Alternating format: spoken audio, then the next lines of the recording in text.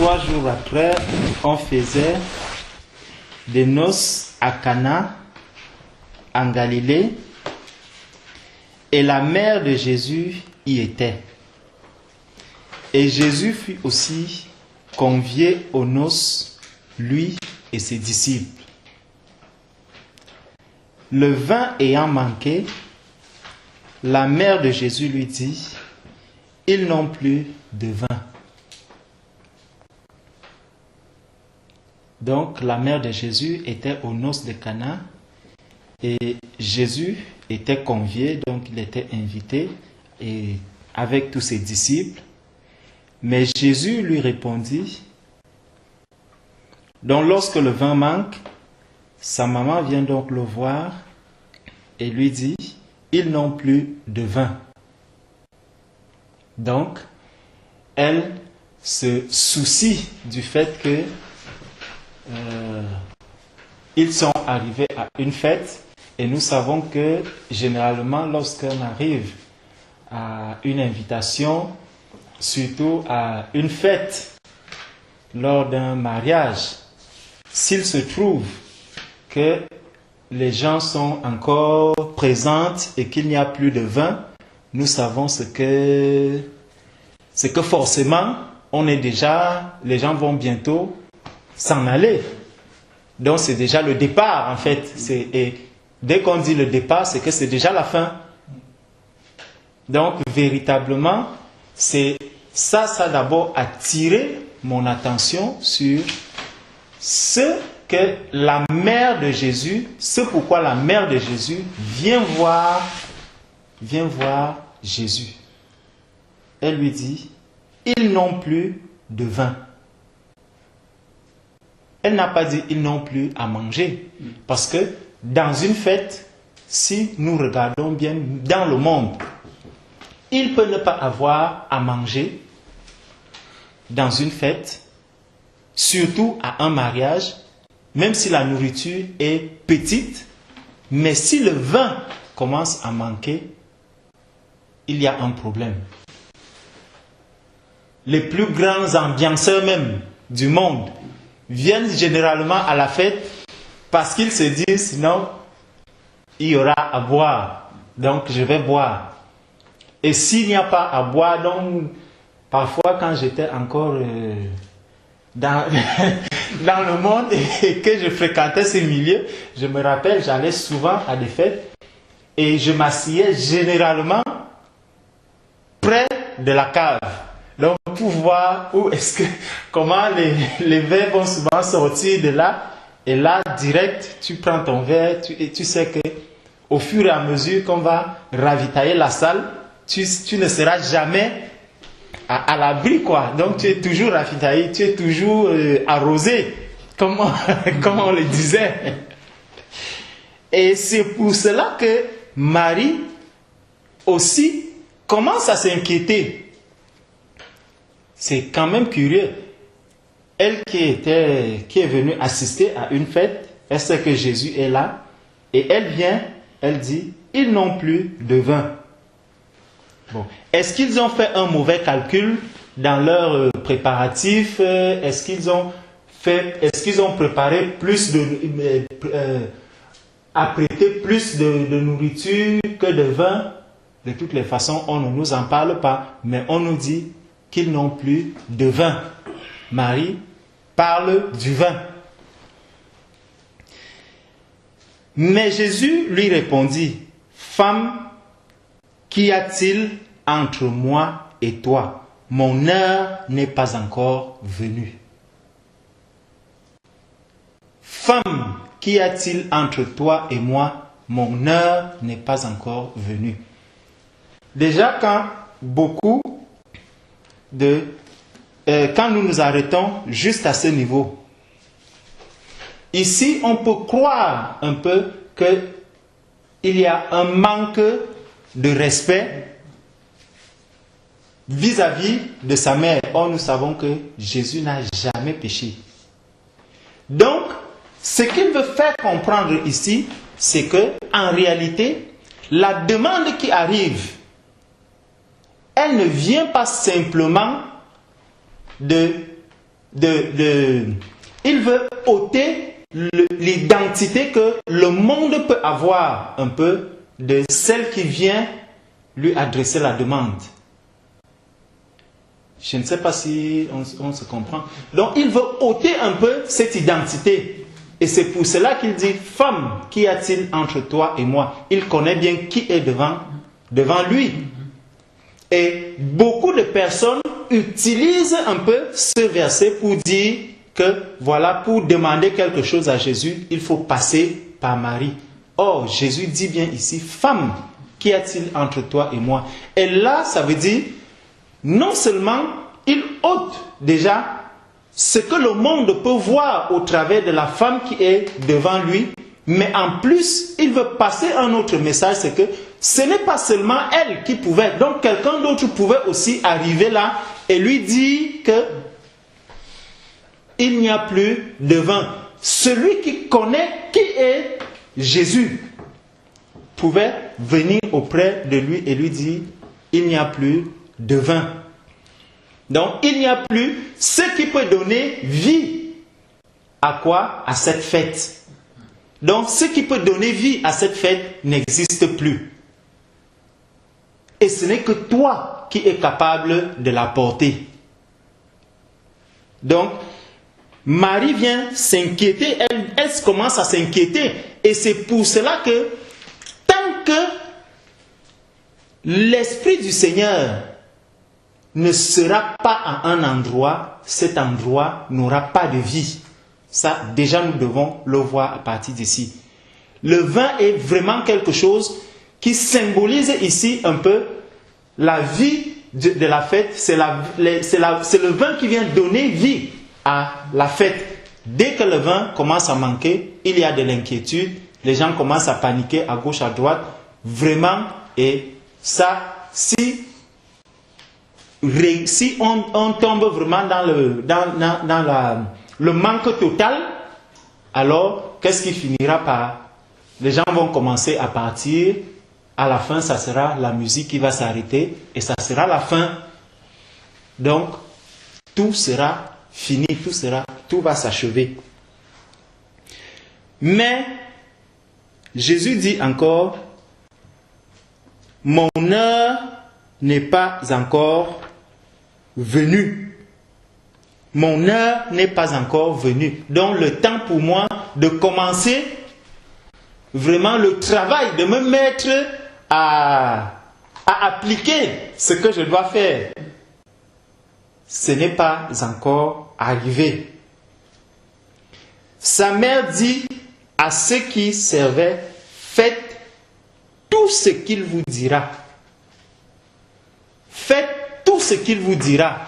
Donc, lorsque Jésus parle, lorsque Jésus dit, tout ce que Jésus dit, il demande de faire quoi? De dire, de faire tout ce qu'il dit. C'est pour ça qu'il dit, celui qui m'aime, c'est celui qui garde mes commandements. Pas certains commandements, mais tous mes commandements.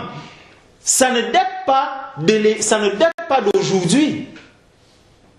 Ici, Marie a sorti cela de sa bouche. Et ce qui est le plus impressionnant, c'est que seulement dans ce chapitre 2 de Jean, il y a beaucoup de choses qui en ressortent.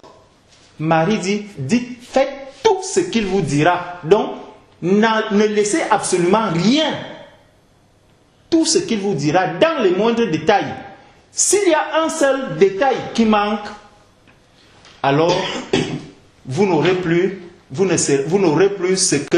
ce qui doit donner vie à cette fête. Marie dit, faites tout ce qu'il vous dira. Or, il y avait là 6 vaisseaux de pierre mis pour servir aux purifications des Juifs, et qui tenaient chacun 2 ou 3 mesures. Donc, il y avait ces instruments qui étaient posés là à côté et qui servaient à quoi? À la purification des Juifs. Jésus leur dit, emplissez d'eau ces vaisseaux, et ils les emplirent jusqu'en haut. Emplissez d'eau ces vaisseaux, et ils les emplirent jusqu'en haut. Jésus veut qu'on aille jusqu'à la perfection.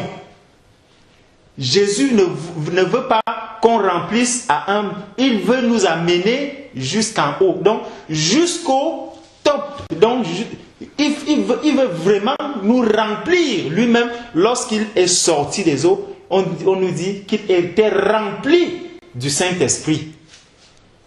Nous devons tous chercher à être remplis, pas à moitié, remplis du Saint-Esprit. Nous devons tous être remplis du Saint-Esprit, de ceux qui donnent la vie à chacun de nous. Donc Jésus leur dit, il leur donne un ordre en leur disant, emplissez d'eau ces vaisseaux, et ils les emplirent jusqu'en haut. Est-ce que Jésus était incapable de dire, bon, prenez simplement ces vaisseaux et allez les donner au maître d'hôtel? Il n'était pas incapable de leur dire, même des vaisseaux vides, il pouvait les prendre, aller donner au maître d'hôtel, et lorsque le maître allait ouvrir, il pouvait trouver du vin. Mais Jésus leur demande de faire quelque chose. Jésus demande à ces personnes qui sont venues, qui sont venus se placer devant Jésus, pour quoi? Pour attendre ce que Jésus allait dire et qui devait être accompli. Jésus leur demande donc de remplir cela d'eau. Et c'est comme ça que chacun a un rôle à faire vraiment pour que le Seigneur, lui, accorde ce pourquoi il est venu se présenter. Ne pense pas que quelqu'un va rester là, croiser les bras, dormir et dire, bon, j'attends Jésus, j'attends Jésus, j'attends Jésus. Non. Jésus voudrait que, non seulement, si tu vois qu'autour de toi, il y a des personnes qui sont faibles, viens vers le Seigneur, prie le Seigneur pour ces personnes, et que la personne même fasse un effort de venir au Seigneur. Et cette erreur, nous la commettons beaucoup, parce que à plusieurs moments, nous voulons un peu agir un peu à la place des autres. Et ça, vraiment, nous ne faisons pas du bien à ces personnes. Lorsque tu veux, quelqu'un est malade, au lieu de demander à la personne de prier pour que le Seigneur la guérisse, tu veux dire, non, je dois prier pour toi, je dois prier, alors que la personne même n'est pas déjà convertie. Et ça, c'est un cas que j'ai encore eu aujourd'hui. Quelqu'un à qui on parle du Seigneur depuis, qui te dit, non, moi je suis catholique, moi je vis ma foi, je fais ceci, et on lui demande, est-ce que si le Seigneur vient enlever les gens aujourd'hui, oui, moi je vais être enlevé. Mais tu vas être enlevé, tu as autant d'assurance, alors que Paul même, l'apôtre Paul même, était inquiet, en se disant, je crains de ne pas d'avoir travaillé en vain pour ces personnes. Donc, comment quelqu'un peut déjà être sûr, avoir autant d'assurance pour son salut? De nous tous, nous prions tous les jours que Seigneur, ne permet pas que nous puissions tomber. Si quelqu'un tombe, que tu puisses le relever. Pourquoi? Parce que nous savons que à tout moment, quelqu'un peut tomber. Et lorsque tu vas tomber, prie le Seigneur pour qu'il te relève. Mais quelqu'un qui te dit, non, moi je suis sûr. Moi, même étant dans un bar, il est là avec une copine à côté, son épouse est à la maison. Mais est-ce que tu connais Jésus? Oui, je connais Jésus. Mais s'il arrive même aujourd'hui, il va aussi m'enlever. Tu crois qu'il viendra enlever qui? Alors qu'il est même en train de commettre l'adultère. Mais il dit, mais oui, Jésus viendra m'enlever. Jésus viendra t'enlever où? Ce genre de langage, lorsque quelqu'un sort ce langage doit déjà nous interpeller. Parce que quelqu'un, il n'y a que Jésus seul, lorsqu'il est sorti du baptême, de l'eau, une voix s'est fait entendre. Celui-ci est mon fils bien-aimé, en qui j'ai mis toute mon affection. Nous savons que le Seigneur nous a péchés de très loin. Et dans la marche avec Christ, tous les jours, tantôt on tombe, le Christ te relève, tu tombes, il te relève, tu tombes, tu te relèves, tu tombes, il te relève, tu tombes, il te relève. Et c'est comme ça que nous avançons avec Christ. Donc, ils remplissent donc les vaisseaux qui étaient là. Et qu'est-ce qui se passe?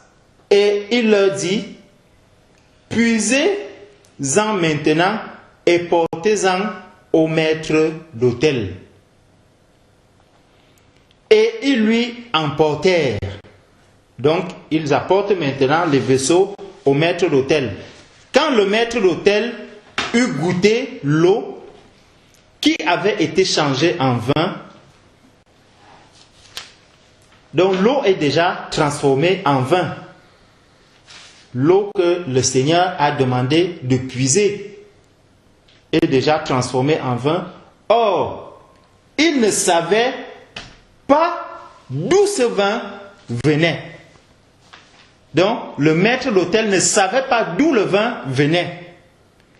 Mais les serviteurs qui avaient puisé l'eau le savaient bien.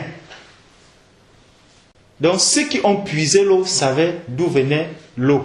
Mais le maître d'hôtel, lui, ne savait pas d'où venait l'eau. Mais il y a quelque chose qui se passe. Il appela l'époux. Et ça a attiré mon attention. Et lorsque nous étions en train de partager dessus, vraiment, j'ai regardé des gens qui étaient avec moi, parce que dès que j'ai lu cette partie, il appela l'époux, ça a attiré mon attention. Et là, j'ai dit, c'est pas vrai.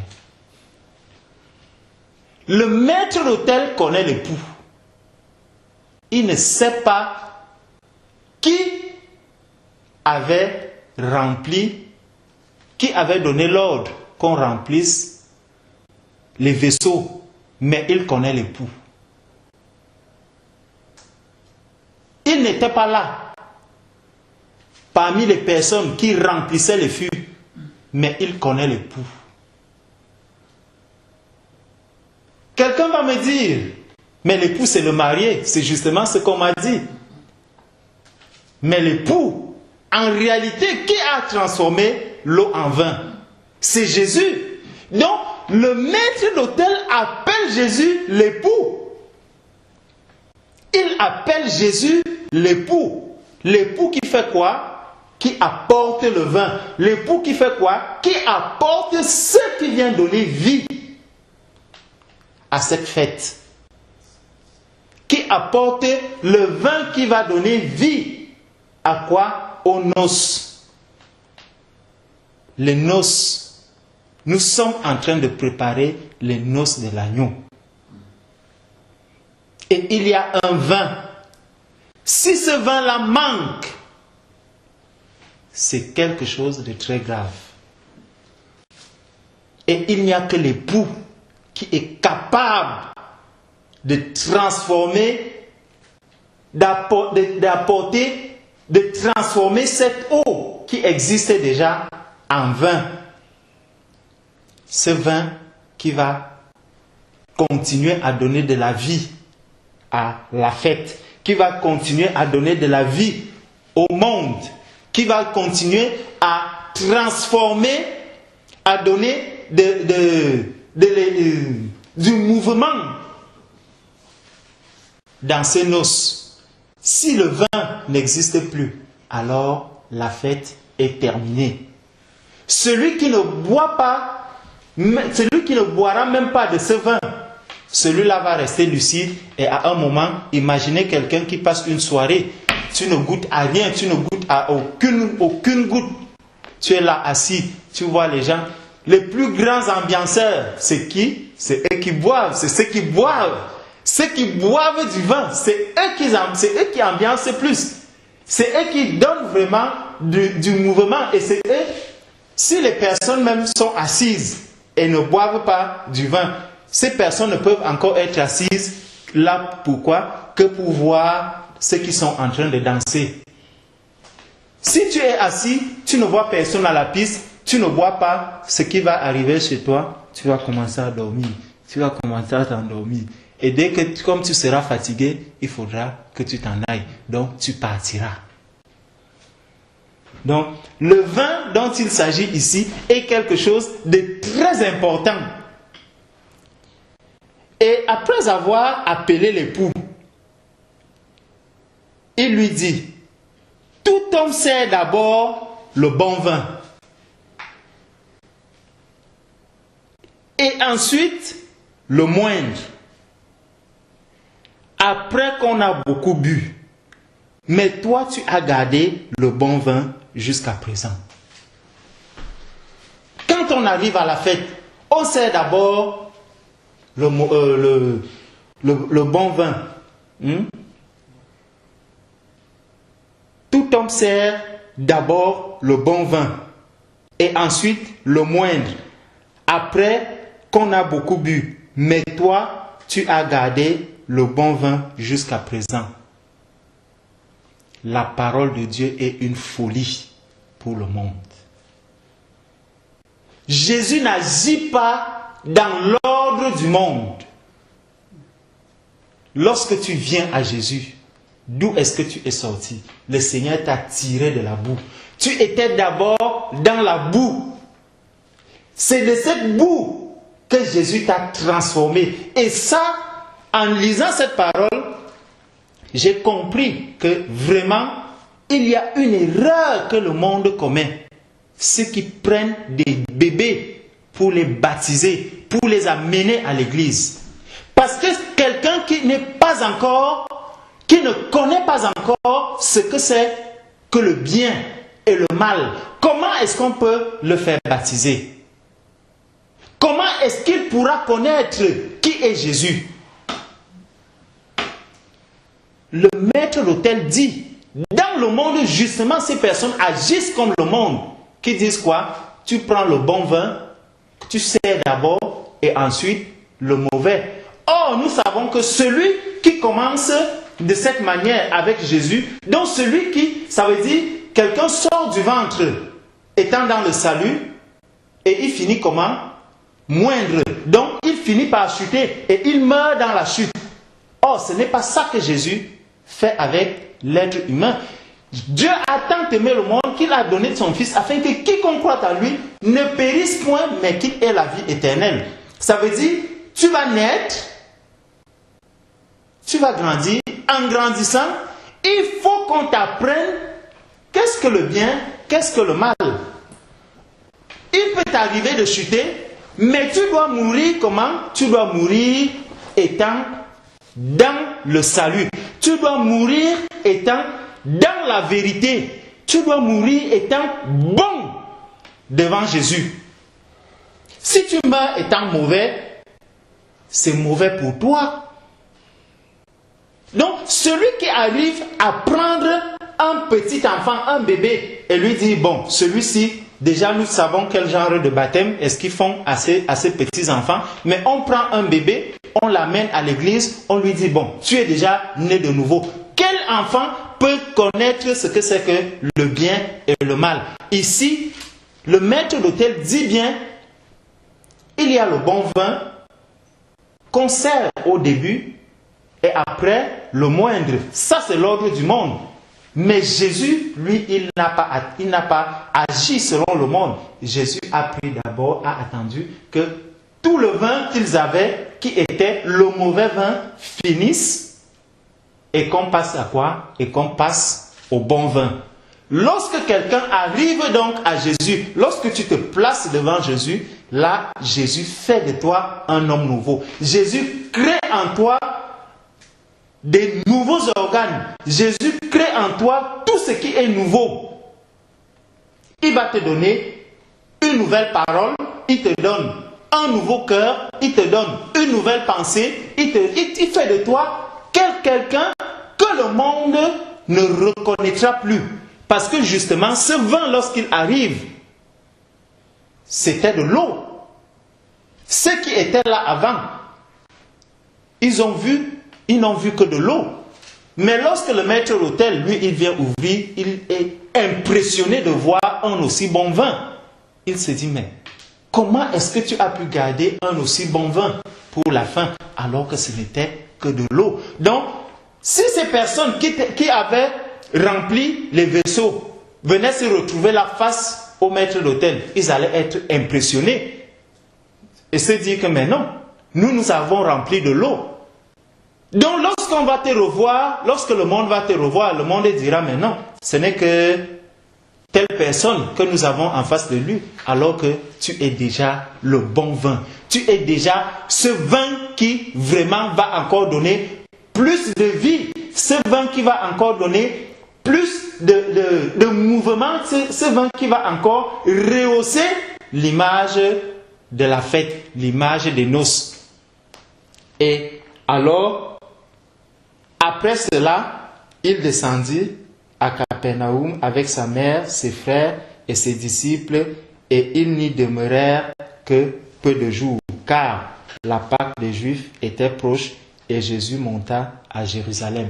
Donc, c'était juste quelques paroles pour nous dire que dans ce message des noces de Cana, il y a quelque chose de très important que nous pouvons tirer, un message très important que nous pouvons tirer de ces quelques versets.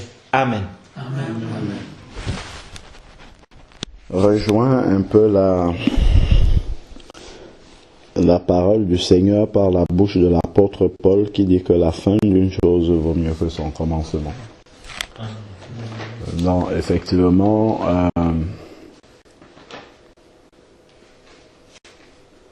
bien que le Seigneur dise à Marie ici, femme, qu'y a-t-il entre toi et moi? Nous savons que le Seigneur, de par sa préséance, sait toutes choses avant qu'elles ne se produisent. Donc le Seigneur n'est absolument pas surpris du fait qu'il va devoir faire un miracle à Cana. Ce qui est sûr, c'est que Jésus le savait déjà d'avance qu'il devait faire ce miracle-là. Et ici, le bon vin qui vient complètement à la fin. Effectivement, il y a tout un message spirituel derrière. C'est déjà même le message tel que tu as commencé à le brosser avec l'éclairage du Saint-Esprit. C'est que nous devons avancer dans la vie spirituelle en s'améliorant. C'est-à-dire que notre condition de la fin doit être meilleure que celle de départ. Et bien souvent, et nous pouvons le déplorer, c'est que chez bien des chrétiens, ils sont tout feu, tout flamme au moment de la conversion, parce qu'ils viennent de découvrir beaucoup de choses. Le Seigneur vient de se révéler à eux. Jésus répond à toutes leurs prières, et même à certaines prières capricieuses. Le Seigneur répond quand même, simplement parce qu'il veut leur montrer qu'il est vraiment fidèle et qu'il existe. Parce que eux, ils ont encore besoin, au stade de bébés spirituels qu'ils sont, ils ont besoin que Dieu leur prouve qu'il existe réellement, qu'il est concret, qu'il entend les prières et qu'il exauce. Ils ne sont pas encore convaincus de cela. Donc, Dieu passe par l'exaucement souvent rapide de prières pour amener ces personnes-là à avoir la conviction que Dieu existe, que Dieu est là, qu'il entend les prières, il écoute les prières et qu'il exauce. Au fur et à mesure qu'on marche avec le Seigneur, c'est comme un bébé, ou un jeune enfant. Si tu vas demander aux enfants de cette maison-ci, rangez votre chambre. Je vous donnerai une part de gâteau. Les enfants vont ranger rapidement parce qu'ils sont intéressés par le gâteau. C'est comme cela que ça commence la vie spirituelle. Au début, Dieu exauce les prières. Nous marchons dans l'obéissance parce qu'on attend que Dieu exauce nos prières. Après, les exaucements se font plus rares. Ce n'est pas parce que Dieu a changé. C'est parce que Dieu a commencé une nouvelle école avec nous. Quand l'enfant grandit, lui-même doit savoir qu'il doit ranger convenablement sa chambre parce que c'est dans son intérêt que sa chambre soit rangée et non plus parce qu'on lui a promis une part de gâteau. Et c'est comme cela que l'enfant grandit déjà, il acquiert de la maturité parce qu'il sait que c'est important pour lui. Lorsque Dieu a sorti ses enfants, le peuple d'Israël d'Égypte, il a manifesté tellement de miracles, les 10 plaies d'Égypte dont il a frappé le peuple égyptien et ensuite la mer Rouge qui a été finalement séparée en deux et le peuple d'Israël a traversé à sec et après quand les Égyptiens sont arrivés, la mer s'est refermée sur eux. Tout ça, c'était pour montrer au peuple d'Israël qu'il est véritablement le Dieu d'Abraham, d'Isaac et de Jacob, celui qui a créé le monde et qui maîtrise toutes choses. De la même manière, le jeune converti a des exaucements de prière qui arrivent instantanément. Regardez un peu, les jeunes convertis, quand ils voient une guérison, une seule guérison se manifester devant eux, ils ont la conviction que tout malade partout peut être guéri. Mais nous, quand on commence à avoir il y a quelque temps dans le Seigneur, on sait que ça ne marche pas toujours comme ça. Et l'incrédulité grandit. Ce qui fait que nous étions meilleurs au début, en général, de la conversion, qu'au fur et à mesure, alors que ça devrait être le contraire. Alors qu'au fur et à mesure que nous connaissons le Seigneur, au fur et à mesure que nous entrons dans l'intimité, dans la révélation, la profondeur du Seigneur, le Seigneur n'a plus besoin de manifester des miracles, en tout cas les miracles visibles, les miracles, ce que le commun des mortels considère comme étant un miracle pour que nous croyions qu'il est Dieu et qu'il agit toujours. Au début de la conversion, nous étions peut-être à méditer. Moi, je vois quand je venais de me convertir, je lisais la Bible tout le temps, j'étais dedans. Mais au fur et à mesure, cet appétit-là peut sembler diminuer. Ce qui ne devrait pas, au contraire, plus tu connais quelqu'un, plus tu le découvres, plus tu as envie de le découvrir davantage. Je parle du Seigneur. Le Seigneur a gardé le bon vin pour la fin, pour nous montrer que nous devons, c'est un des aspects du message aussi qui ressort de là, notre vie spirituelle doit aller en s'améliorant. C'est-à-dire au moment où soit la trompette sonne, soit que Dieu nous reprend, nous devons être au meilleur de notre forme spirituelle. Nous devons être au meilleur de notre témoignage chrétien. Nous devons être au meilleur de la manifestation du caractère de Christ dans notre vie. C'est dans ce sens-là que, justement, nous devons croître dans le Seigneur. Et non faire 2 pas en avant avec le Seigneur et 10 pas en arrière. 2 pas en avant, 10 pas en arrière. Ça, bien souvent, et malheureusement, il y a souvent des chrétiens qui vivent dans le souvenir. Ah, vous savez, il y a quelques années, moi quand je imposais les mains aux malades, ils étaient guéris, je parlais même en langue, aujourd'hui il n'y a plus rien. Ils sont vides, secs complètement. Alors que Dieu a donné toutes les armes spirituelles, Éphésiens 5. Versets 17, 18, 19 nous parlent de cela. Ne vous enivrez pas de vin, mais au contraire, soyez remplis du Saint-Esprit. En faisant quoi? Chantant des cantiques, des psaumes, louant le Seigneur de tout notre cœur. C'est tout cela qui entretient justement cette forme spirituelle, cette intimité-là avec le Seigneur. Regardez la parabole des 10 vierges. Vierge, ça veut dire qu'on est un enfant de Dieu. Comme l'apôtre Paul va dire dans 2 Corinthiens, chapitre 11, au verset 2, il va dire « Je vous ai fiancés comme des vierges pures à un seul époux. » Donc, vierge, ça veut dire quelqu'un qui est né de nouveau un jour. C'est-à-dire que Dieu a balayé ses péchés complètement. C'est à l'image, juste parce que, en fait, quelqu'un qui n'est plus vierge, dans l'image un peu humaine, c'est quelqu'un qui a été souillé. Je ne parle pas dans le cadre du mariage. Quelqu'un qui a été souillé. Mais là, il utilise vierge pour dire que ton passé a été lavé complètement. Dieu a balayé tout ce qui existait de souillé dans ta vie. Et tu as commencé une vie totalement nouvelle avec le Seigneur. Là, tu es une vierge pure devant le Seigneur. Matthieu 25 dit qu'il y avait 10 vierges. Donc, c'est 10 personnes qui ont expérimenté une authentique conversion et qui marchaient avec Jésus. Mais il se trouve qu'à un moment donné, elles se sont assoupies déjà, toutes les 10. Mais en s'assoupissant, il y en avait 5 qui avaient de l'huile dans leur lampe.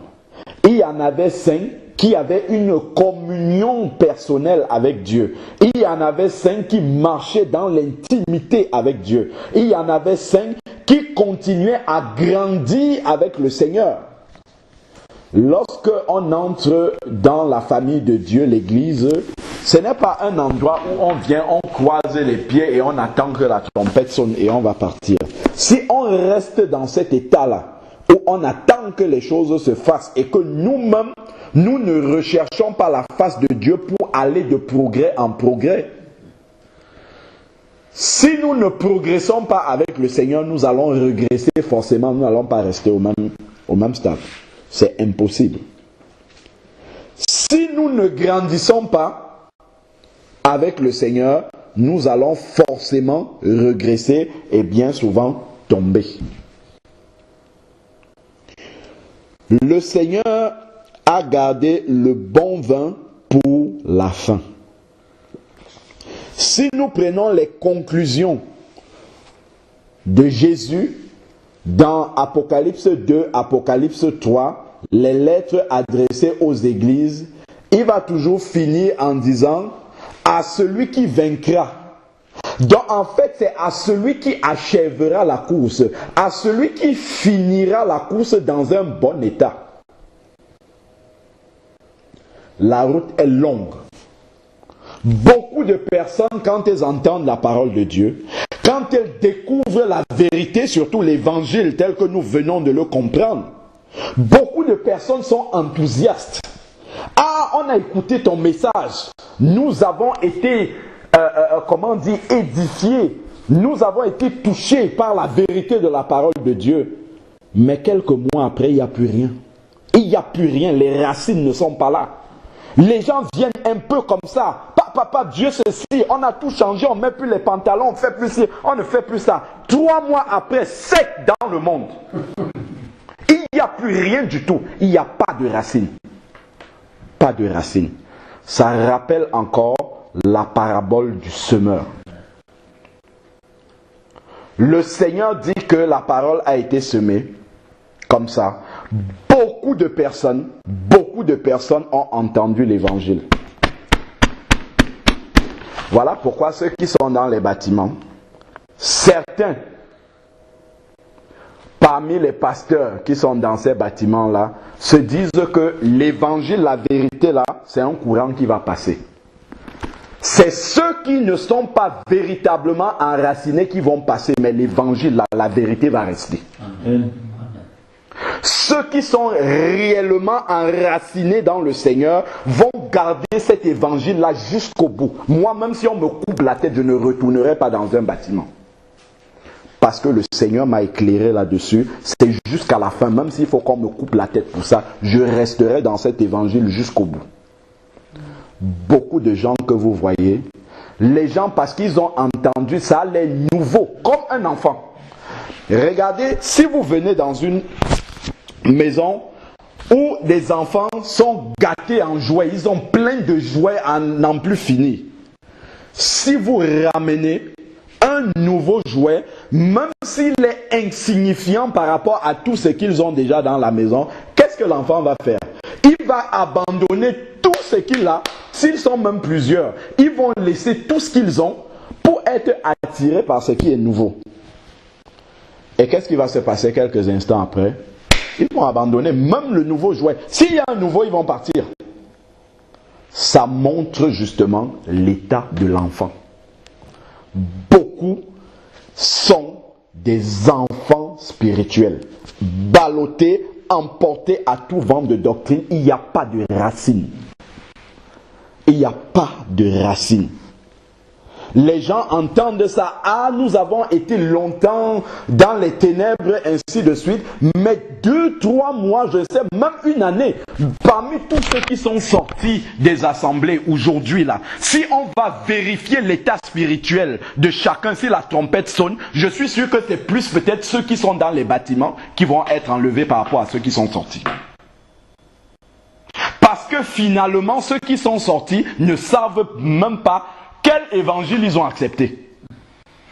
Parce qu'ils ont suivi un courant, ils ont suivi un homme, ils ont suivi une femme, ils ont suivi une conviction alors qu'eux-mêmes n'étaient pas convaincus. Ce n'est pas Dieu qui les a convaincus. Ils ne se sont pas assis au pied du Seigneur pour savoir qu'est-ce que nous avons accepté. C'est pour ça qu'on les voit à gauche, à droite. Demain ils disent ça, après-demain ils disent autre chose, ainsi. Ils ne savent pas où ils en sont. Il n'y a pas de racine. Le bon vin, c'est pour la fin. Il vaut mieux la fin d'une chose que son commencement, l'apôtre Paul a dit. À celui qui vaincra, je donnerai la couronne de justice. Quand la trompette va sonner, les gens seront où? Finalement, les gens ne savent plus où mettre la tête. Certains ont dit, nous sortons pour aller dans l'église de maison. Finalement, ils sont assis chez eux, ils ne lisent même plus la Bible et ils regardent la télé. C'est finalement ça. Je ne vais pas dans l'église de bâtiment, mais ils ne font rien entre-temps. Ils sont là et ils meurent spirituellement. Et ça, c'est une meilleure tactique pour le malin isolé pour détruire complètement. Il est beaucoup plus difficile de marcher tout seul. Si tu n'es pas véritablement enraciné dans le Seigneur, tu vas te refroidir et finalement tu vas entrer dans le compromis. Je ne suis pas en train de dire qu'il faut retourner dans l'église de bâtiment, loin de là. L'erreur, c'est l'erreur. Mais il faut savoir ce qu'on a accepté. Il faut se mettre vraiment au pied du Seigneur pour être convaincu de l'évangile qu'on a reçu et faire confiance au Seigneur. Marcher Noé était seul dans sa génération, mais il a marché jusqu'au bout. Et la Bible dit qu'il en sera de même. Matthieu 24, verset 37, il en sera de même qu'au temps de Noé. Même si tout le monde tombe à côté de toi, même si tout le monde refroidit à côté de toi, il faut être sûr de ta communion et travailler ta communion personnelle avec Dieu jusqu'à la fin. C'est cela qui est important. Il vaut mieux la fin d'une chose que son commencement. Jésus, dans Jean 2, ici, là, est déjà en train de nous enseigner là-dessus. Ce n'est pas l'enthousiasme qui fait quelque chose. Ce n'est pas le fait d'être d'accord. Ah, on a entendu, l'autre il a pressé la vérité. Ce n'est pas parce que tu es intellectuellement d'accord avec un message que tu l'appliques forcément. Mais moi, je vois des comportements, je suis tellement étonné. Les gens n'arrivaient pas à aller dans l'église de bâtiment sans passer prendre un peu d'argent parce que la collecte va passer devant eux. Et si on ne les voit pas mettre la main là-dedans, ils auront la honte de leur vie. Mais aujourd'hui, les gens viennent chez vous comme ça, mais ils ne pensent même pas à prendre un morceau de gâteau pour venir poser sur la table pour que tout le monde mange. alors qu'ils ne pouvaient jamais imaginer qu'ils puissent entrer dans une église de bâtiment sans avoir même 1 euro pour que quand la caisse passe, ils mettent dedans. C'est impossible, ça veut dire qu'on n'a pas compris l'évangile. Ce n'est pas parce qu'on dit qu'il n'y a pas la dîme qu'on va devenir des avares. Il faut s'occuper de nos frères que nous voyons qui sont dans le besoin. Le Seigneur va dire dans Jean 13, verset 17, « Vous êtes heureux si vous savez ces choses. C'est bien de le savoir, mais pourvu que vous le pratiquez. Si on ne pratique pas cela, ça ne sert à rien de le savoir intellectuellement. Et nous serons encore plus coupables que ceux qui ne le savent pas. Plus nous connaissons la vérité, plus nous sommes responsables devant Dieu de cette vérité que nous avons entendue. Attention! Nous serons jugés plus sévèrement par rapport à cela. Moi, je suis tellement étonné que quand les gens reçoivent la vérité, l'amour refroidit. C'est vraiment étonnant, c'est hallucinant même. On préfère rassembler l'argent pour aller donner à des gens qui vont faire n'importe quoi avec. Quand on ne demande plus l'argent aux gens, on ne demande, c'est pas ce que la Bible demande, on ne demande pas l'argent.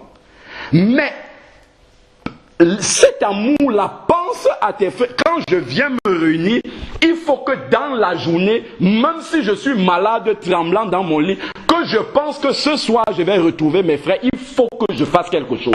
Que quand j'arrive, que j'arrive avec quelque chose pour mes frères. C'est cela qui montre que j'ai pensé à eux. J'ai prié pour eux et je viens, je leur apporte, même si c'est un petit morceau de gâteau, qu'ils sachent que avant, je ne suis pas tombé du ciel comme ça au milieu d'eux. J'ai pensé à eux avant. Ce sont des détails. Mais dans ça, Dieu voit exactement la manière dont nous avançons ou que nous reculons. Ce sont des choses très simples. Et c'est cela qui prouve que les gens courent après l'évangile qu'ils viennent d'entendre maintenant, mais ils ne comprennent pas la réalité qu'il y a derrière. Ils pensent que c'est un évangile de paresse où on ne fait plus rien, on est là, Jésus a tout accompli, ok, on regarde. Non, pas du tout. Jésus, Éphésiens 2, verset 10, le dit, il a préparé des bonnes œuvres pour que nous les pratiquions. Ce n'est pas pour que nous les lisions dans notre Bible. Amen. Ce n'est pas fait pour ça. Les bonnes œuvres qu'il a préparées d'avance pour que nous les pratiquions, c'est ça qui prouve que nous avons la vie éternelle. C'est ça qui prouve. Nous ne le faisons pas pour avoir la vie éternelle, mais ça prouve que nous avons compris l'évangile. C'est ça qui prouve que nous avons compris l'amour que Christ a eu pour les âmes et nous manifestons ce même amour pour ces âmes-là. Sinon, nous sommes pires que ceux qui sont restés là-bas. Parce que eux, au moins, ils vont au distributeur pour venir enrichir je ne sais pas qui là-bas. Ce sont des choses très simples. Mais dans la pratique, il n'y a pas les actes qui vont avec l'évangile qu'on a compris. Sachons une chose, c'est que nous pouvons connaître tous les versets de la Bible, de Genèse jusqu'à Apocalypse. Mais pour Dieu, les seules choses que nous connaissons de la Bible, c'est ce que nous pratiquons, c'est tout. Tout ce que nous savons intellectuellement, que nous ne mettons pas en pratique, Dieu considère qu'on ne sait pas ça. Donc voilà comment le Seigneur, nous sommes là. Il y a beaucoup de gens qui ont reçu l'évangile. Tout leur travail, c'est d'être dans les discussions. Ah, la Bible, je ne sais pas moi, toutes les doctrines qui sont là. Ah, parce qu'il a entendu quelqu'un prêcher. Ah, il y a ceci, il y a ceci. Ils discutent, mais toi, qu'est-ce que tu pratiques concrètement dans ta vie? Il n'y a rien, c'est vide.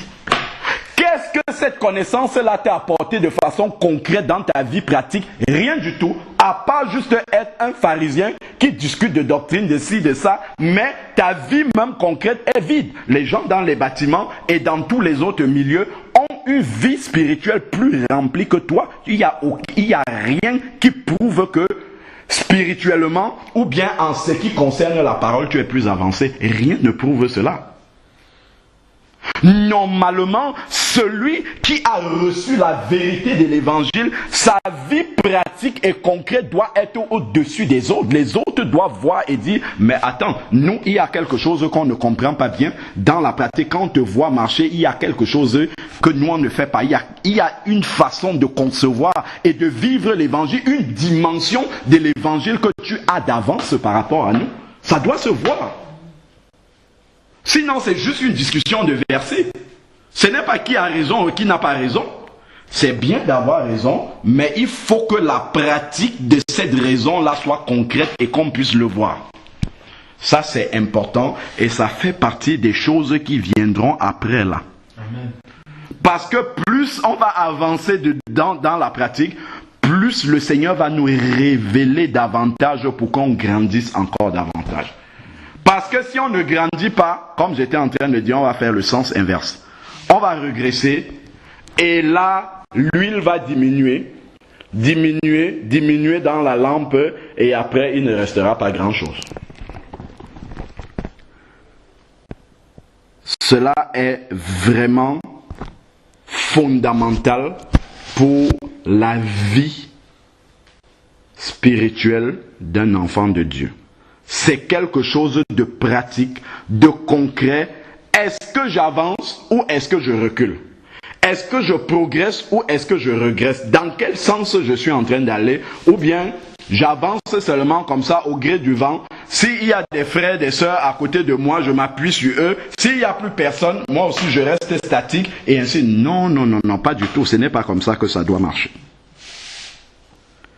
Si on a des racines, nous sommes enracinés sur le vrai cep et nous recevons la sève qui vient justement nous irriguer, nous alimenter directement de Jésus et nous avançons. Nous ne dépendons pas de X ou de Y. Si Dieu nous met en contact avec X ou Y, gloire à Dieu et ça vient pour nous soutenir, pour nous permettre d'avancer. Mais même là, tout seul où nous sommes, nous devons refléter l'évangile que nous avons reçu. Nous devons concrètement avoir des longueurs d'avance. Quand on explique, on peut dire je fais ceci, ça vient monter et toi tu ne le fais pas parce que tu n'as pas la révélation dessus et moi j'ai une longueur d'avance parce que j'ai la révélation et je le fais. Et ça a du poids. C'est cela même qui est véritablement important. Je ne sais pas dans quel état spirituel sont les uns et les autres, mais je prie que là où ils sont, autant ceux qui marchent avec nous, autant ceux qui ont simplement entendu comme ça l'évangile, que ça soit ou par moi ou par d'autres frères, ainsi de suite, qu'ils progressent et qu'ils sachent que ce n'est pas parce que tu as entendu cet évangile-là que tu vas être enlevé. Pas du tout. Ce n'est pas parce que tu as entendu ça. Si tu ne pratiques pas et ne marches pas conformément à cet évangile, si ta vie ne s'aligne pas par rapport à l'évangile que tu as entendu, mais tu n'es pas dans la volonté de Dieu. Et nous savons que Dieu vient chercher une église sans tache ni ride. Ce n'est pas parce que tu connais que c'est suffisant. C'est bien de connaître ces choses-là, mais si cela ne nous fait pas progresser de façon à ce que, à la fin, justement, nous soyons ce bon vin-là, à la fin, nous soyons meilleurs qu'au début, qu'à la fin, nous soyons meilleurs que lorsque nous n'avions pas encore reçu la vérité de l'évangile. Cela ne nous aura servi à rien. Bien au contraire, ça nous aura précipité, justement, dans la paresse, l'immobilisme, et vraiment la médiocrité même, j'ai envie de dire ça comme ça, et nous allons rester comme ça, bon, on attend tout, et puis il ne se passe rien. Donc vraiment, ce message-là est vraiment fondamental, que le Seigneur montre déjà ici, que le meilleur vient pour la fin.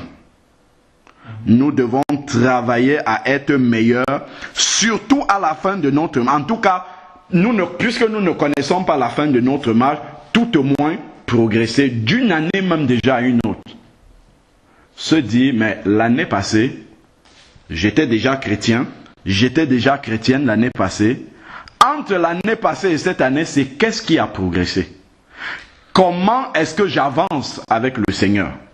Est-ce que j'avance? Est-ce que je recule? Est-ce que ça, on doit toujours se remettre en question pour savoir si nous reculons ou si nous avançons. Si nous n'avons pas cette échelle de mesure-là, justement, là, ce n'est vraiment pas bon. Parce qu'à la fin, nous risquons d'être surpris alors que 1 Thessaloniciens 5 dit que nous ne sommes pas de la nuit pour être surpris par ce jour-là.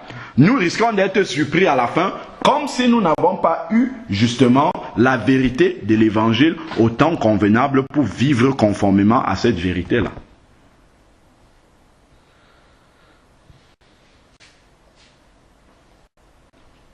C'est quand même étonnant. C'est vraiment étonnant que, ayant la vérité de la parole, mais finalement, en fait, les enfants de Dieu sont des bébés spirituels. Quand on dit à un enfant de Dieu, tu dois faire ça, on met des lois. Chaque dimanche, tu viens avec ça, ainsi. Là, c'est bon. Il sait ce qu'il doit faire, il ne réfléchit pas. Mais quand on lui dit, tu dois marcher par l'esprit, c'est-à-dire que tu es libre maintenant. Il ne fait plus rien. Il ne sait pas quoi faire, et donc il ne fait rien. Il vient comme ça, il est là comme ça, ça monte, ça descend, il suit le vent. Il ne sait pas quoi faire parce qu'on lui a dit, tu es un enfant de Dieu, Jésus t'a affranchi pour la liberté.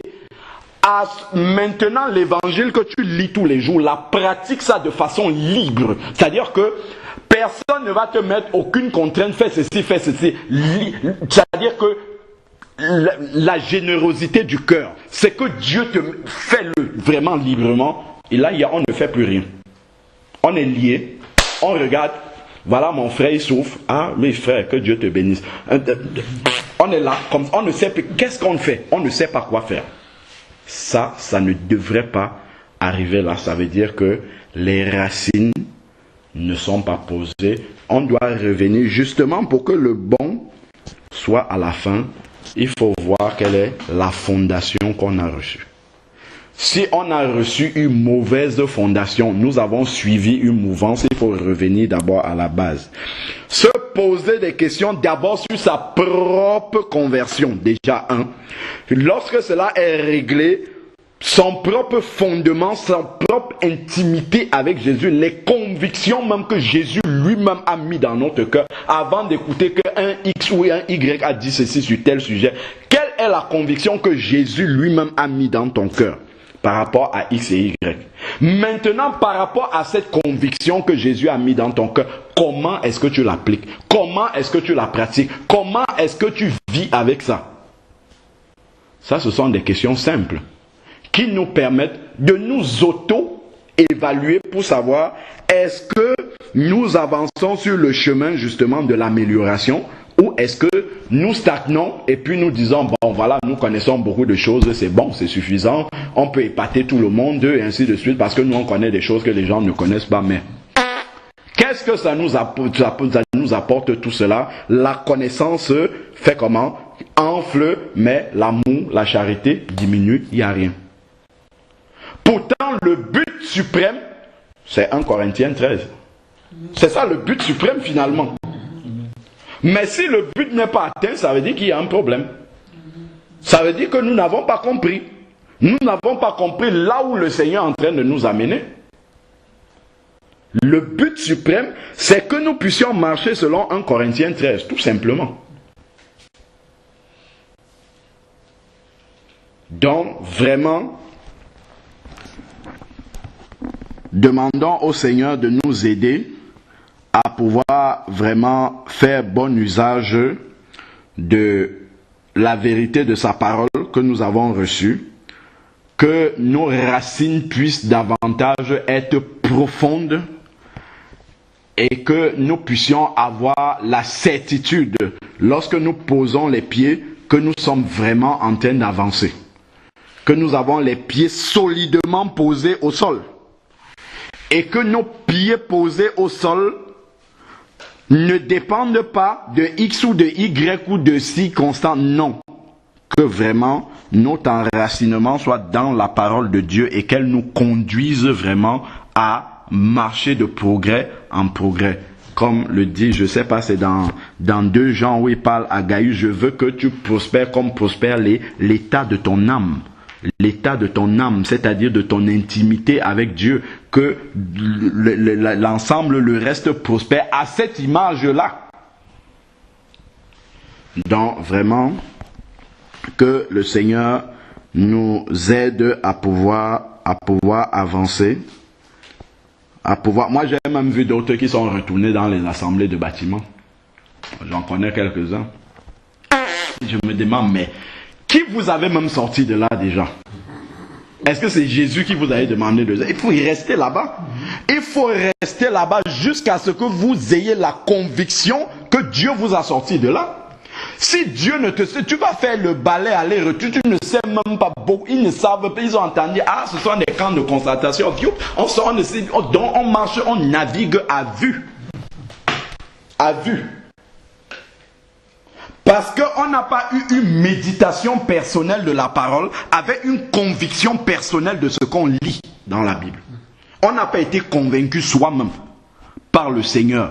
On fait les choses parce qu'on a écouté un tel, ça semble être la vérité. Et il y a beaucoup de gens qui suivent ce courant-là. C'est comme ça que les sectes marchent en fait. On suit des courants justes, mais sans les convictions. C'est pour cela que quand on va voir réellement comment les gens pratiquent cet évangile-là, ils ne le pratiquent pas comme ça. Parce qu'ils n'ont pas été enseignés par le Seigneur. Ils ont écouté quelqu'un parler. Ils ont écouté des voix des personnes qui semblaient être convaincants et ils ont suivi. Mais l'Esprit de Dieu, ils ne se sont pas assis au pied du Seigneur avec leur Bible et dit, Seigneur, pourquoi? Quand je disais dernièrement à ma belle-sœur, on était allé lui rendre visite, elle aussi, elle nous avait écouté, elle est sortie de l'église bâtiment, on est retourné la voir, 1 an après elle était retournée. Je lui dis, mais pourquoi tu es sorti de là? Sache que moi, retourner là-bas, ça serait comme si tu me demandes d'aller à l'église catholique. Elle dit à ce point-là, je dis, mais oui. Pourquoi? Parce que Dieu m'a enseigné, je me suis assis à ses pieds, il m'a vraiment révélé ce qu'il y a là-dedans. J'ai une conviction, je préfère abandonner l'évangile que d'aller. Quand je vois mes frères à Champigny, mais tu ne passes jamais nous rendre visite depuis que tu es sorti du bâtiment alors que tu habites à 2 pas. Mais non! Ce n'est pas une question d'amour, c'est une question de suivre la vérité de la parole. Parce que je suis convaincu jusqu'à dans mes entrailles, je sais ce que j'ai accepté. Je n'ai pas écouté quelqu'un comme ça et dire que oui, non, j'ai médité, j'ai passé du temps à creuser dans la parole pour comprendre pourquoi c'est comme ça. Donc je peux l'appliquer avec conviction sans regarder que X ou Y fait comme moi. Si X ou Y, si tout le monde fait, il retourne. Moi je resterai à appliquer ce que j'ai lu parce que je suis convaincu par ça. Donc ma vie naturelle est basée sur ce sur quoi Dieu m'a convaincu. Je ne vais pas essayer d'écouter, tel dit ça, je fais. Non, non, non. C'est la méditation de la parole qui me convainc et je marche suivant la conviction que j'ai de la parole. Mais puisque les gens n'ont pas une conviction personnelle de ce qui est écrit, ils écoutent un enseignement, ils notent souvent les versets qu'ils ne vont jamais relire, ils ne vont jamais aller vérifier est-ce que c'est ça, ils ne vont jamais aller méditer eux-mêmes pour voir est-ce que ce que j'ai entendu là, oui c'est ça qui est écrit, Seigneur, comment est-ce que ça peut se décliner pratiquement dans ma vie. Qu'est-ce que je dois abandonner quoi? Ainsi de suite. Quelqu'un va écouter qu'on invoque par le sang de Jésus. Ah oui, ça semble être la vérité. 6 mois après, je trempe ceci dans le sang de Jésus. D'où te venait cette conviction-là? Mais parce que tu n'as jamais été convaincu, on te l'a dit, tu as entendu, tu dis, ça semble être la vérité, mais tu n'es pas resté pour que le Seigneur asseye cette vérité-là dans ton cœur et pour que ça parte définitivement. Moi, les choses dont je me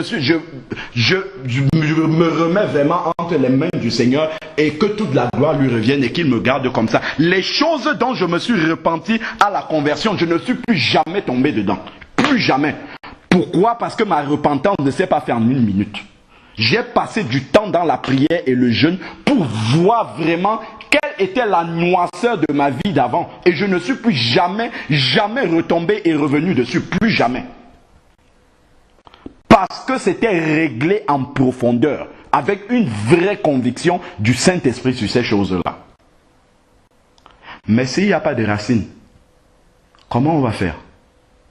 On avance, on dandine, un jour c'est bon, un autre jour, ah mon frère, ma soeur, comment ça va? Ah, Dieu même sait, ainsi de suite. Ah, comment ça va? Ah, plaise à Dieu. Non, non, non.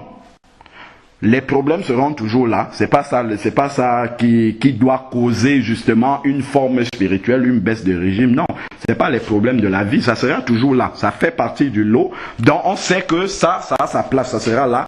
Donc on prend ces problèmes-là, on les pose là où ça doit rester. On s'en occupe quand il le faut. Mais notre marche avec le Seigneur, c'est ça même que nous avons de plus important. C'est ça pourquoi Dieu nous a encore laissés sur la terre.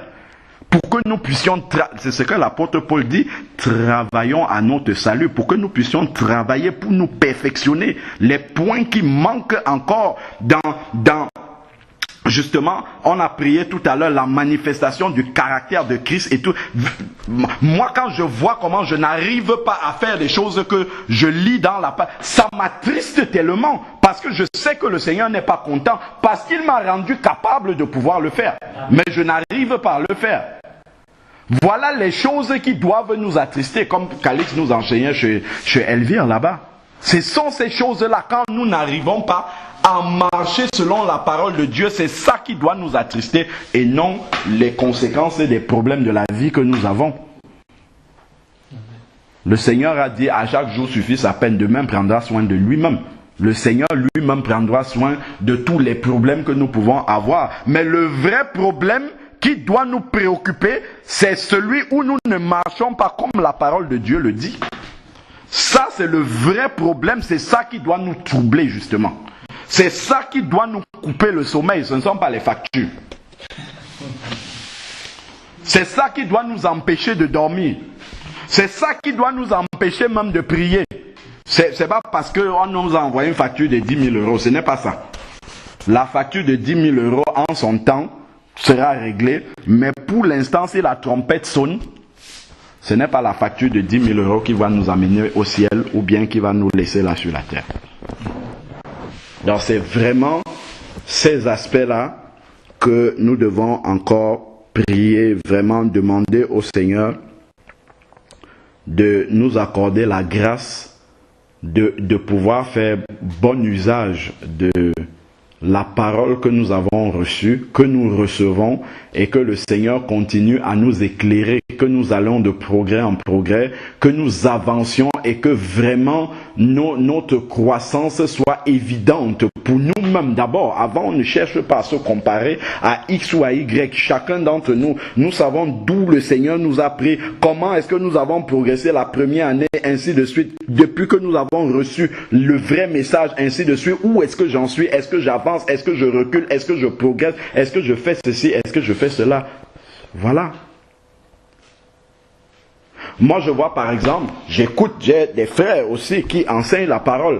Certains traversent des moments, voilà, où ils sont devant le Seigneur, ils se posent des questions, ils prient pour que Dieu leur montre le chemin. Ce n'est pas parce que mon frère est en train de se poser la question que moi aussi je vais me poser. Je ne suis pas au même stade que lui. Il me partage son expérience, je peux lui donner quelques conseils. J'avance un jour, le Seigneur va me dire, toi aussi mets-toi de côté, parce que tu dois te poser ces questions. Je ne vais pas suivre comme ça les mouvances, parce que j'entends que, tel frère aussi qui enseigne la parole, il l'a laissé maintenant, il se pose non. Chacun fait sa route avec le Seigneur et il sait là où il pose les pieds avec Dieu. On doit avoir ces racines-là solides et ne pas suivre juste des vents comme ça. Ah oui, tel fait maintenant ça, moi aussi je fais. Non, non, non, non, non, pas du tout. Du tout, du tout. Chacun doit avoir vraiment cette communion personnelle, cette conviction. Si tu fais quelque chose, tu as prié, Dieu t'a convaincu que tu dois le faire maintenant. Ce n'est pas parce qu'une autre personne le fait que toi aussi tu es amené à le faire maintenant. Non, chacun a une communion personnelle, chacun a une connexion unique avec Dieu. Dieu demande, appelle chacun. S'il veut te mettre à part, ce n'est pas forcément, lorsque Dieu met Georges à part, il va me mettre à part forcément. On n'a pas le même chemin, on n'a pas les mêmes épreuves qui nous attendent devant en même temps. On ne doit pas suivre comme ça, tête baissée, parce que il y a ça, je fais aussi comme lui. Non, non, non, pas du tout. Il faut vraiment avoir et ne pas être troublé, parce qu'il y a ça aussi. Quand on entend, ah, il fait ça, l'autre, on est troublé, on veut faire. Non, il ne faut pas vouloir faire comme les autres.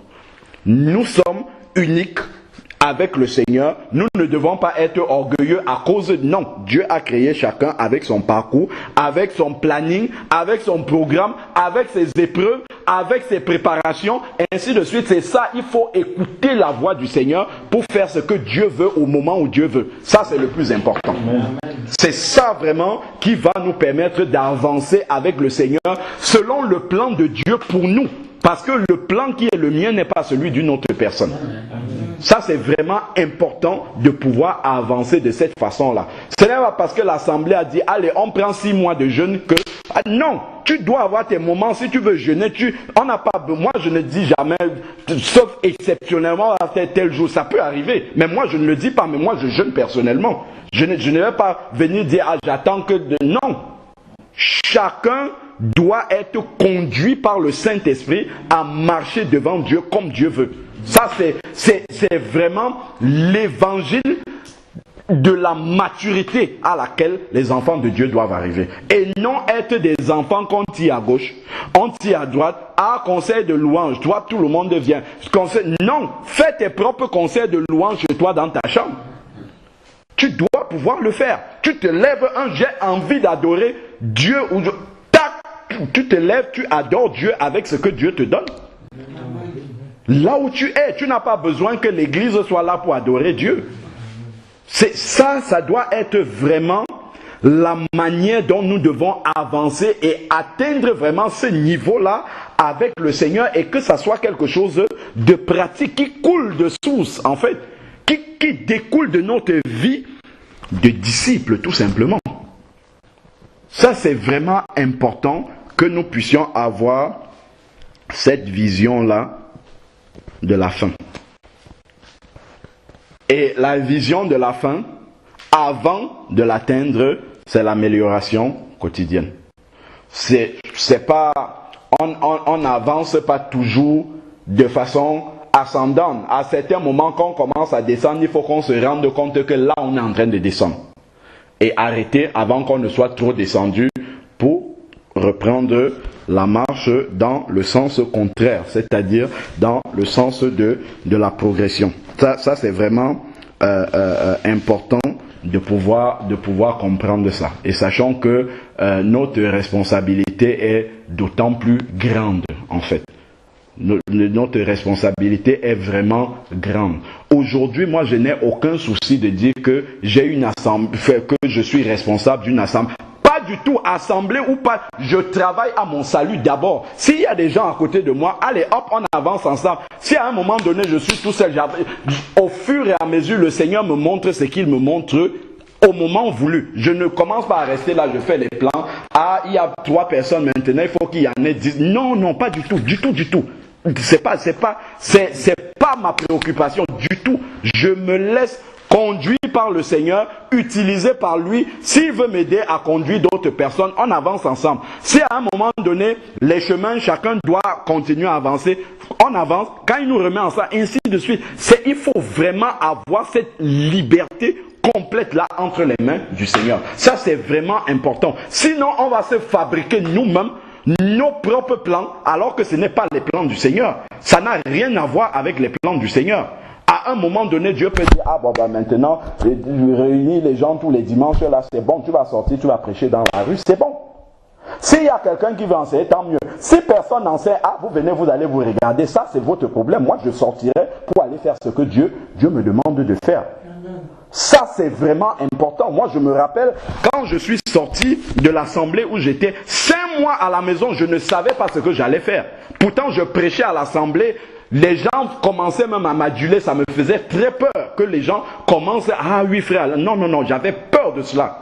Parce que les gens commencent à te mettre à un piédestal. D'autres auraient dit, ah, il faut que j'avance. On m'aurait consacré pasteur maintenant. Parce que j'ai vu que d'autres ont été consacrés. Mais ce n'est pas ça. Quand Dieu a dit, sors sors de là maintenant. Je suis sorti, mais sans qu'il ne me montre là où ce que je devais faire. Je suis resté 5 mois à la maison à prier comme ça, seul le dimanche, jusqu'à ce qu'à un moment donné, 2-3 personnes, et puis on avance ensemble. Les premiers qui étaient là, ils sont partis. Ça, ce n'est pas mon problème. Je ne sais pas pourquoi ils sont partis. Ils sont partis, ils continuent leur route. Tant mieux. Il y a d'autres qui viennent. S'ils partent après, ça, on doit rester libre comme ça devant le Seigneur. Je dois seulement me poser la question, est-ce que lui, il est parti à cause de moi? Si j'ai fait quelque chose, oh, pardon frère, ainsi de suite, on arrange ça, et puis je continue à avancer. C'est tout ce qu'on doit se poser. On ne doit pas rester là à commencer à bâtir quelque... Non, on va entrer dans ses propres projets.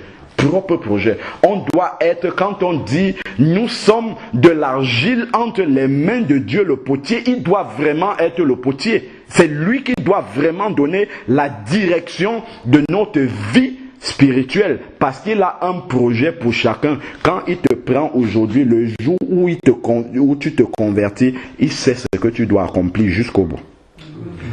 Si entre-temps tu sors, tant pis pour toi, à la fin, Dieu va te montrer, voici ce que j'avais voulu que tu accomplisses. Tu n'as même pas commencé la tâche. Beaucoup de personnes sont assises dans les assemblées à regarder le pasteur prêcher, alors que eux, Dieu les attend pour prêcher. D'autres sont, je ne sais pas moi, évangélistes, d'autres ainsi, mais ils sont assis, ils regardent. Alors qu'ils ont un travail à faire pour le Seigneur, mais on ne leur donne même pas l'opportunité de le faire. D'autres, c'est dans leur vie personnelle. Dieu attend que tu sortes dans ton quartier, tu commences à parler à Jésus, mais tu es assis chez toi à zapper la télé tous les week-ends, alors que Dieu attend que tu sois dans la rue. Et il y a une personne là-bas qui est en train de descendre du bus, que Dieu a fait descendre là parce que tu habites là. Et tu devais être là-bas, mais toi tu es assis chez toi, tu es en train de préparer ou bien à faire je ne sais pas trop quoi. Des choses qui passeront, qui sont vanités, et pour Dieu, tu as raté une mission qu'il avait là pour toi. Prions pour que Dieu nous permette d'être là où il faut au bon moment, de ne pas passer à côté du plan que Dieu a pour nous, du plan que Dieu a prévu pour nous. Parce que quand on parle du plan simplement, on voit que Dieu va réaliser ça pour nous ainsi. Mais nous-mêmes, de quelle utilité nous sommes à Dieu? Nous sommes un vase inutile entre les mains de qu'est-ce depuis que je suis converti? À quoi est-ce que je sers à Dieu? À quoi est-ce que je sers pour l'avancement du royaume de Dieu sur la terre? À quoi est-ce que je sers à mon prochain qui ne connaît pas Jésus? De quelle utilité suis-je au Seigneur? Je suis une nouvelle âme dans le corps de Christ. Depuis que je suis une nouvelle âme, qu'est-ce qui a changé du fait que je suis devenu une nouvelle âme? Qu'est-ce qui a avancé pour le royaume de Dieu en s'appuyant sur moi? Quelle est ma contribution pour cette avancée-là? Ce sont des choses simples. Dieu ne nous demande pas d'aller bâtir la tour de Babel. Il y a des choses très simples qui sont déjà écrites dans la parole de Dieu qu'on peut commencer à faire. Et le Seigneur nous montre au fur et à mesure comment est-ce que nous devons avancer. Et nous ne devons pas forcément attendre que l'Église dise « Dimanche, un tel, on va faire ». Non, nous sommes libres dans le Seigneur, nous pouvons prendre des initiatives. Quand je me suis levé pour aller faire un séminaire au Cameroun sur le retour de Jésus, je n'ai demandé à personne. Dieu a mis cette conviction-là, j'ai cherché, est-ce que quelqu'un peut, je m'en vais le faire, point, à la ligne. J'ai ça dans le cœur, je vais faire, je ne demande pas l'autorisation de quiconque. Quand Philippe, acte 8, est parti en Samarie pour aller évangéliser, il n'a pas appelé Pierre ou Jean pour demander est-ce que je peux, non. Il avait cette conviction-là, il est parti, il a fait et Dieu l'a utilisé puissamment. De la même manière, si tu veux te lever, tu commences à faire le porte-à-porte dans ta famille d'abord pour annoncer l'évangile et prier pour les malades, fais-le. Fais-le librement. Dieu t'a donné toute l'autorité, tu as le Saint-Esprit en toi, fais-le. N'attends pas qu'un jour, tu demandes d'abord les cours à un X ou à Y. Non, tu as le professeur même en toi, c'est le Saint-Esprit. Lève-toi et fais-le. Si tu es convaincu que c'est ça qu'il faut faire. Tout ça là, c'est devant nous. À la fin de notre vie, on va dire, mais à quoi est-ce que j'ai servi au Seigneur? Seulement à venir chanter les louanges. Oui, c'est bien, tu vas faire ça pour l'éternité. Mais entre-temps, sur la terre, les gens sont morts à côté de toi. Beaucoup de personnes ont été perdues dans ta propre famille en commençant par là. Quelles sont les personnes à qui tu as parlé de Jésus dans ta propre famille, dans ton propre entourage? Je ne dis pas qu'ils ont accepté. S'ils ont accepté ou ils ont refusé, ça c'est leur problème ça. Je dis des personnes quand elles viennent s'asseoir à côté de toi, dans ta tête, ça cogite déjà pour savoir comment est-ce que je vais commencer pour lui parler de Jésus, parce que c'est ça qui est important pour lui. Tout ce qu'il va me dire là, ça ne fait à rien. C'est ça que, est-ce que déjà dans ta tête, c'est comme ça que le mécanisme naturel fonctionne? Si déjà ça ne marche pas comme ça veut dire qu'il y a un problème. C'est un ensemble de choses simples qui est la vie d'un disciple normal. Ce n'est pas un disciple extraordinaire. C'est un disciple normal qui n'a pas forcément reçu un des 5 ministères qui est écrit là. Hein. Ceux qui ont reçu un des 5 ministères, Dieu va les aiguiller autrement. Je dis un disciple normal, femme ou homme, tout ça. Il y a tout ce travail-là qui est là, comme ça, devant nous. Et nous devons nous arrêter souvent pour vraiment examiner, est-ce que véritablement nous prenons Dieu au sérieux ou est-ce que nous jouons encore avec Dieu? Si nous ne prenons pas Dieu au sérieux, ne nous prend pas au sérieux non plus. Ça c'est sûr. Si nous ne faisons pas les choses du Seigneur avec sérieux, Dieu non plus, quand nous venons, il ne nous prend pas au sérieux, il va dire, ça c'est un blagueur, c'est quelqu'un qui joue, il ne sait même pas ce qu'il a accepté, il suit seulement aussi comme ça. Mais si Dieu nous voit déterminés à faire les choses avec sérieux, en mettant tout notre cœur, c'est là que vraiment Dieu va commencer à se révéler dans la profondeur à nous, en nous montrant de façon précise ce qu'il attend que nous fassions un pas après l'autre. C'est comme cela que nous allons commencer à devenir véritablement utiles entre les mains du Seigneur. En commençant par les plus petites choses. Les choses les plus simples.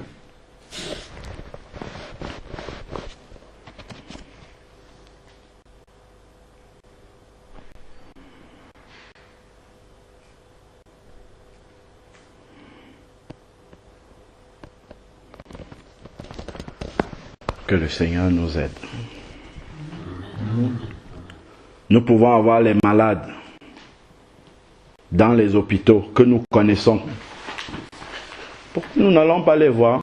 C'est écrit dans la Bible. Quand tu prêchais dessus dimanche, il y a je ne sais pas combien de temps là à la maison,